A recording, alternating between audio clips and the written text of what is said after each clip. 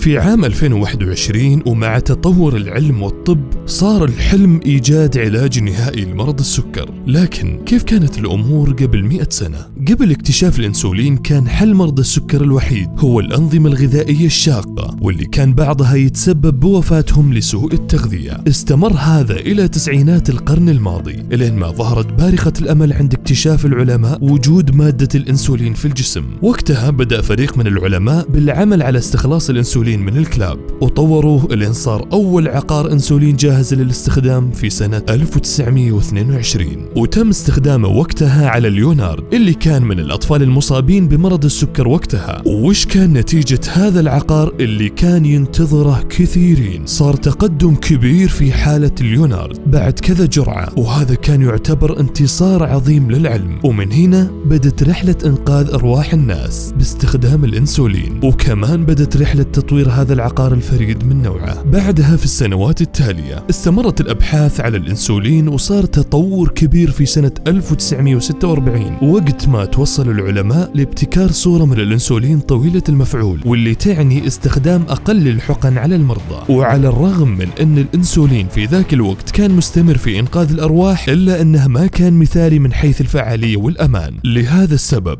ما توقفوا العلماء عن البحث اللي أتى بثماره، وكان الحدث الأعظم في تاريخ تطور الأنسولين. فتم ابتكار أول أنسولين معدل وراثيا ومستخلص من أنسولين البشر في سنة 1978، وهذا الحدث يستاهل مننا التقدير ليومنا هذا. ومع استمرار التجارب أصبح عندنا جيل جديد من الأنسولين، وبأنواع مختلفة تناسب كل المرضى وبدون تعرضهم لمخاطر، مثل الانخفاض الزايد في معدل السكر وتوفر خيارات أكثر راحة وعملية عشان تناسب أسلوب حياة كل المرضى. بعد 100 سنة من التطوير صار الأنسولين الآن متوفر ومتاح للكل، وبنفس الوقت آمن وفعال لكل المرضى، وصار يصنع في السعودية. وعشان كل اللي فات نقدم كل التحية والتقدير للعلماء اللي عاشوا على مدار القرن اللي فات وكرسوا جهودهم ووقتهم لعلاج المرضى وأعطوهم الأمل في الحياة. فهنيئا لنا بوجود العلم والعلماء.